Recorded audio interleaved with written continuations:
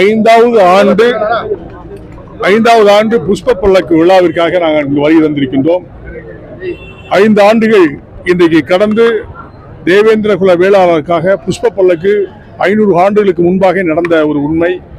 அதை விளக்கும் வண்ணமாக நாங்கள் ஆண்டுதோறும் இந்த விழாவை தேவேந்திர மக்களாகிய நாங்கள் எடுத்துக்கொண்டிருக்கிறோம். அதற்காக நான் வந்திருக்கோம். புஷ்ப பல்லக்கு நாங்கள் புஷ்பத்தை சாத்தி இன்னைக்கு காமாட்சி அம்மனை வழிபட்டு செல்கிறோம். எங்களுடைய தேர்தல் பணி சிறப்பாக இருக்குது. தேர்தல் காலகட்டத்தில் தான் கூட்டணி பற்றி பேசுவோம். இப்போ பேசுறதுக்கு ஒன்றும் இல்லை. இன்னும் வருஷம் 1 வருஷம் இருக்குது. அதனால தேர்தல் காலகட்டத்தில் யாரோட கூட்டணி என்பதை நிச்சயமாக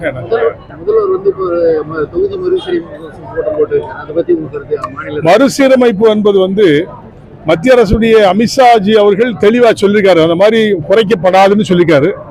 அதையும் மீறி இன்னைக்கு நடத்துறா. அதை குறைத்தால் நாங்களும் எதிர்ப்போம். அதுல தமிழக மக்கள் முன்னேற்ற கண்டிப்பா எதிர்க்கும். ஆனா குறைக்க மாட்டேன்னு சொல்லி உள்துறை அமைச்சர் அமித்ஷாஜி அவர்கள் சொல்லியிருக்காங்க. அது வருத்தமா பார்ப்பேன். குறைக்க மாட்டாங்க, நிச்சயமா குறைக்க மாட்டாங்க.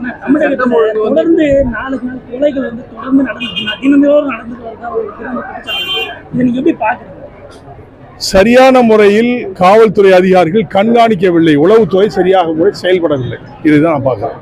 உளவுத்துறை ஒழுங்கா செயல்பட்டால் இந்த மாதிரி கொலைகள் சம்பவங்கள் எங்கேயுமே நடக்காது. அது தென் மாவட்டத்தில் எங்க பகுதியில் ரெகுலரா 2, 3 நடந்துகிட்டு தான் இருக்கு. காவல்துறை முடுக்கி விடுறாங்க, இரும்பு கரை கொண்டு அடக்குவாங்க. இதுக்கு வரைக்கும் அடங்குற மாதிரி தெரியல. பார்ப்போம்னு போய் அடக்குறாங்களான்னு பார்ப்போம்.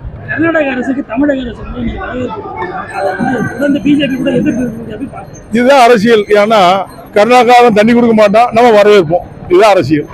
அது அவரு முதலமைச்சர் தான் நீங்க கேட்கணும். ஏங்க நமக்கு தண்ணியே கொடுக்க மாட்டேங்க, நீங்க ஏங்க அவரை வரவேற்கீங்க? நீங்க தான் கேட்கணும். பத்திரிகை செய்தா நீங்க கேளுங்க, அவரை பார்த்து, முதலமைச்சரை பார்த்து கேளுங்க, அவர் சொல்லுவாரு. Okay, thank you.